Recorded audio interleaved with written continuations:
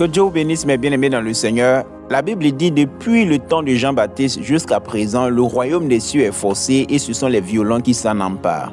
Bien-aimé, il faut faire violence sur toi-même. Ne te décourage pas. N'abandonne pas. C'est vrai, la vie chrétienne n'est pas facile, mais il faut persévérer. Le Seigneur ne nous a pas dit que la vie chrétienne sera facile, mais c'est possible avec l'aide du Saint-Esprit. Par la grâce de Dieu, prends appui sur le Saint-Esprit. Jésus a dit, ce n'est pas dit que vous soyez de par vous-même capable de concevoir quelque chose comme venant de vous-même. Votre capacité, au contraire, vient de Dieu. Là où tu te sens faible, il faut demander l'aide à Dieu. Demande la force au Seigneur. Il y a beaucoup de personnes à cause des épreuves, à cause des difficultés qui sont sur le point d'abandonner. Mais bien aimé, l'apôtre Pierre a dit une parole. Il a dit, à qui irions-nous, Seigneur? Toi qui as les paroles de la vie éternelle. Si tu abandonnes Jésus, tu vas aller où? Bien aimé, derrière toi c'est l'enfer, derrière toi c'est la mort.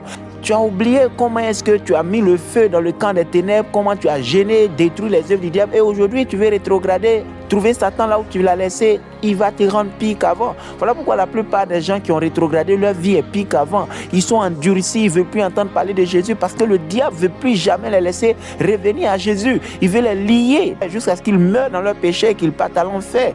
Fais attention mon bien-aimé, Jésus t'a sauvé pour que tu aies la vie éternelle. Ne retourne plus en arrière, n'abandonne pas Jésus. Ne fais pas comme la femme de Lot qui a regardé derrière, qui est devenue une statue de sel. Le Seigneur Jésus a payé un grand prix pour que tu aies la vie éternelle. Persévère, même si c'est dur, même si c'est compliqué, sache que le Seigneur ne t'abandonnera jamais. Toutefois que tu te sens faible, demande la force au Seigneur. Dis à Jésus, j'ai plus la force de prier, j'ai plus la force de méditer, j'ai plus la force de continuer. Jésus, aide-moi. Même le Seigneur Jésus, quand il partait mourir à la croix, un moment il était faible. Qu'est-ce qu'il a fait? Il a fléchi genoux. Et il a prié 3 fois la même prière. La Bible dit un ange du ciel est venu le fortifier. Si tu te mets en genoux et que tu pries de tout ton cœur, le Seigneur viendra te fortifier par son Saint-Esprit. Voilà pourquoi, bien-aimé, fortifie-toi et prends courage, car la marche n'est pas facile. Il y a une récompense au bout de tes efforts.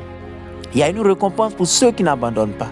Il y a une récompense pour ceux qui iront jusqu'au bout. Jésus a dit, celui qui persévérera jusqu'à la fin sera sauvé.